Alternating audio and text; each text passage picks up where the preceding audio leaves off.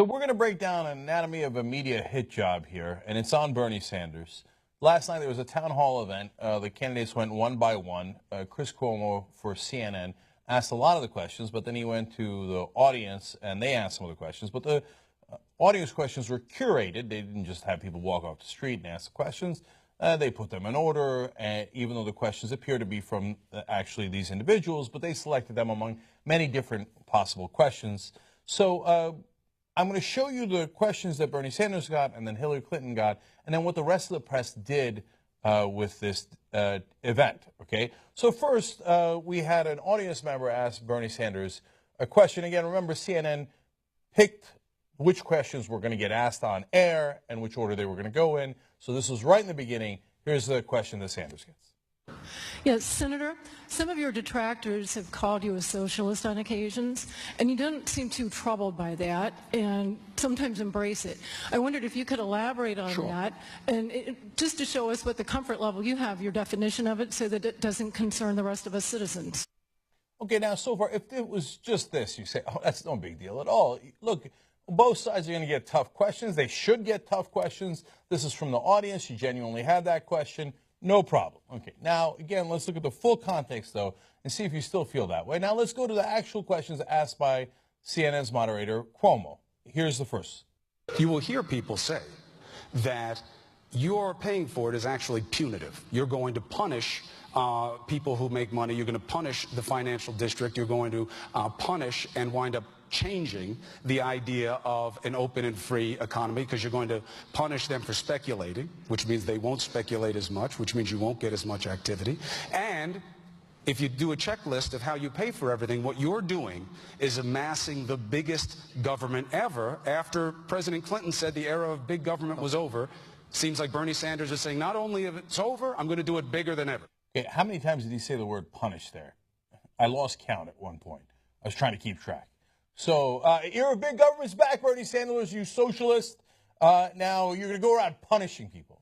Now, wait a minute. When the wealthy gave to all these politicians and fixed the laws so that they would pay less taxes, corporations would pay less taxes, and you actually would pay more taxes, and then your wages would stagnate because of the laws that they passed, but they would get to keep all the wealth. That wasn't punishing the middle class. CNN never framed it that way. That was just, oh, good old free market. Hey, look at that. The oil companies got $40 billion in tax subsidies. What does that have to do with the free market? Doesn't that punish us taxpayers? No, but if you go to say, hey, maybe we might raise taxes on the rich or corporations, all of a sudden, you're punishing them. You're punishing them. Okay, now you can say, hey, wait a minute, Cenk. Okay, all right, that's a pretty loaded question by Cuomo, but did he keep doing that? Well, let's keep watching. And what about the idea that you're bringing back the era of big government and making it bigger than ever? A few moments later. Give me a yes or no on that. Is the era of big government back with President Sanders? Big government, punish, punish, punish, big government. Okay, now how many incidents of that is that of Cuomo continuing to challenge Bernie on what he perceives to be all the things that are wrong with him. Now, again, if he's going to be even-handed to Martin O'Malley and Hillary Clinton, we're going to have a different conversation. We'll get to that in a second. Now, we're not done yet, though. One more from Cuomo here. To pay for this, what you're really asking for is one of the biggest tax hikes in history, and that is the criticism. How many times is he going to ask it in a different way? Aren't you raising taxes? Now, you're big government, you're punishing the rich, you class warfare, what are you doing, you socialist? Now, we're going to get back to that whole raising taxes, which he emphasized over and over again. And the rest of the media is going to pick up on that because they love that. This is how they try to bury Sanders, and I'll tell you how I think it's going to backfire. Now, but we go to the most important question. Is he going to be even-handed? As we were doing the live coverage, doing play-by-play on the Young Turks here, I said, that's okay. You're allowed to be as tough as you want to be on each of the candidates. I got no problem with it, as long as you're even-handed. So Hillary Clinton comes up. I'm sure Chris Cuomo is going to be just as tough on her. Let's listen to the first three questions he asked Hillary Clinton. See if it's tough or maybe just a little bit more softball. Let's watch. How are you? Good to see you. Good to see you. Interesting weekend for you. Boston Globe, endorsement. Right. Des Moines Register, endorsement. Maybe the best accolade, President Obama gave an interview, talked about this race, seemed to get more into it than he has in the past. He said, you're, quote, wicked smart, knows every policy inside and out. Sounds like an endorsement. He says also in there, you get undue criticism. Here you are again, another election, praise and promise coming your way, but another nail-biter Right. with a self-described socialist named Bernie. Right. How did that happen? Indeed. All of a sudden, the questions go from very difficult to endorsement. Endorsement. You are wicked smart. That's what the president says. I didn't say it. President Obama says you're wicked smart and you have received undue criticism. Bernie Sanders, no undue criticism to him. He deserves it, that goddamn socialist raising my taxes. Oh, right, Chris Cuomo's incredibly wealthy. I almost forgot that. All the CNN executives, all the CNN hosts, enormously wealthy. Oh, right, Bernie Sanders would be raising your taxes. What an unbelievable coincidence. I'm sure that doesn't affect you at the back of your mind at all. Hillary Clinton, on the other hand, isn't going to raise your taxes. She's not going to overturn your Apple Card. She's not going to touch any of the media conglomerates. She's not going to touch any of the corporate conglomerates. She gets funded by them, and she's going to do their bidding. Oh, endorsement, undue criticism. And it's weird that you're in a tight race with a frickin' socialist. How very fair and balanced. Most trusted name in news. By the way, he says he's a democratic socialist and explained that. Now, did Chris Cuomo get into that explanation or use democratic socialist with a socialist named Bernie? Isn't that funny? How do we find ourselves this way when we had already anointed you the winner? This is so weird. So now I'm going to go back to how he's pressing Bernie on taxes. No matter what, he kept coming back. I want to answer. Say you're raising taxes. Say it. And so what do? Right afterwards, all of a sudden there's a GIF of it. Golly gee, I wonder how that came up. Let's look at the GIF. We are going to raise taxes to do this. Yes, we will raise taxes. You are going to raise taxes to do this. Yes, we will raise taxes. Yeah. Oh, Cuomo keeps pressing him. Well, and then somebody takes that GIF, runs with it. You want to talk about running with it? I'm going to get to the rest of the media in a second. Now, what they didn't provide in that GIF or in any of the headlines I'm going to tell you about is the context. So can we just listen to the rest of that and see how he finished the sentence? Just to be clear, you are going to raise taxes to do this. Yes, we will raise taxes. Yes, we will. But also let us be clear, Chris, because there's a little bit of disingenuity out there. We may raise taxes, but we are also going to eliminate private health insurance premiums for individuals and for businesses. Wait, that's pretty important context. Now, the reason I like this town hall forum overall is because it allowed all the candidates to give their arguments in a longer form. It allowed them to give context. So Hillary Clinton got to make her case, Martin O'Malley, and Bernie Sanders got to make his case. Except that case was not really reported by the press.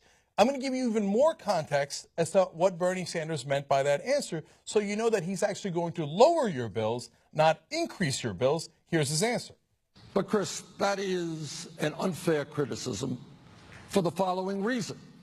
If you are paying now $10,000 a year to a private health insurance company, and I say to you hypothetically, you're going to pay $5,000 more in taxes, or actually less than that, but you're not going to pay any more private health insurance, are you going to be complaining about the fact that I've saved you $5,000 in your total bills?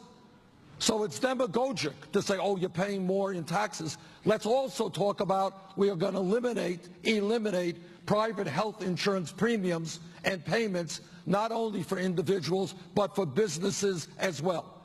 Again, we are the only country on earth that allows private insurance companies to rip us off. We spend 3 times more than the British, 50% more than the French. We can do better than we're doing right now. Now, if you watch the whole town hall, you got that context. And to us, it appeared that Bernie Sanders had won that debate. But if you didn't watch it and you just looked at the websites the next day, the papers, here's what you would have gotten instead. Let's go to CNN, who covered the town hall themselves. How did they summarize this debate? Their headline was, Sanders, we will raise taxes. That's their headline. Okay, most people don't even read the article, let alone watch the town hall. So the whole summary of the debate is, Sanders, we will raise taxes. So they set him up, and then they're ready to write the headline. Off we go. He admitted it. Go, go, go, go. Smear him. Because in their mind, oh, my God, raising taxes, Americans hate that. This will help deflate it, right? Well, CNN, maybe they did it on their own. The so-called progressive network, MSNBC, they're not going to do something like that, right? Let's go to their headline. Sanders, we will raise taxes. Yes, we will. Let's go to the Associated Press. They actually gave a tiny bit more context, give them a little bit of credit. But they start the same way. Bernie Sanders' defense called to raise taxes to fund health care. At least they mentioned that it was to fund health care. Then we go to the Hill. Sanders, we will raise taxes. Yes, we will. That's their headline. All the headlines, the same. Yes, we will. Now, Hillary Clinton's folks jump in on Twitter, and they're like, yes. So here's Christina Reynolds quoting him, we will raise taxes, yes, we will, on his health care plan. Ian Sams, we will raise taxes, yes, we will. This is what is known as the echo chamber. Now, the guys who do the echo chamber really, really well is the right wing.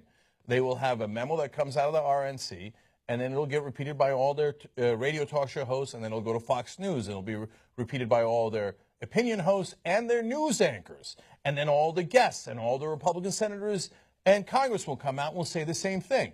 So the media is used to this echo chamber. In this case, they have decided Bernie Sanders should not get elected. We're going to do everything we can to make sure that he's framed as the guy who's going to raise your taxes. He's so dangerous. Now, in reality, they don't mean raise your taxes. They mean raise our taxes. You see, The Hill and CNN and MSNBC did not get together in a smoke-filled room and hatch a conspiracy against Bernie Sanders. That's not how it works. It's much more subtle than that. They are the establishment. So from their point of view, Bernie Sanders seems like a wild-eyed radical because every executive of CNN is going to get a tax increase. Every host on CNN is going to get a tax increase. By the way, every host on MSNBC is going to get a tax increase. The camera guys aren't going to get a tax increase. The janitors aren't going to get a tax increase. You're not going to get a tax increase. But the guys in power, they look at Bernie Sanders and go, no, no, no, no, no, under no conditions. So that's their natural reaction. Chris Cuomo's like, come on, you're bringing big government back. You're going to raise my taxes, aren't you? That's why he keeps going back, because it's personal for him. And then everybody who's in this process, it's groupthink. And at the end of the groupthink, we can't have Bernie Sanders. We can't have him. Hillary Clinton, endorsement, endorsement, endorsement. Gee, I wonder who's going to bring you real change. It's not just us who knows it. The establishment knows it too, and they're scared to death of it. And this is how they try to derail it. Well, now at least you know. So if you want to be on the side of the establishment, you have your candidate. If you want to be on the side of real change, it's also very, very apparent who that candidate is and how scared the establishment is of him actually winning.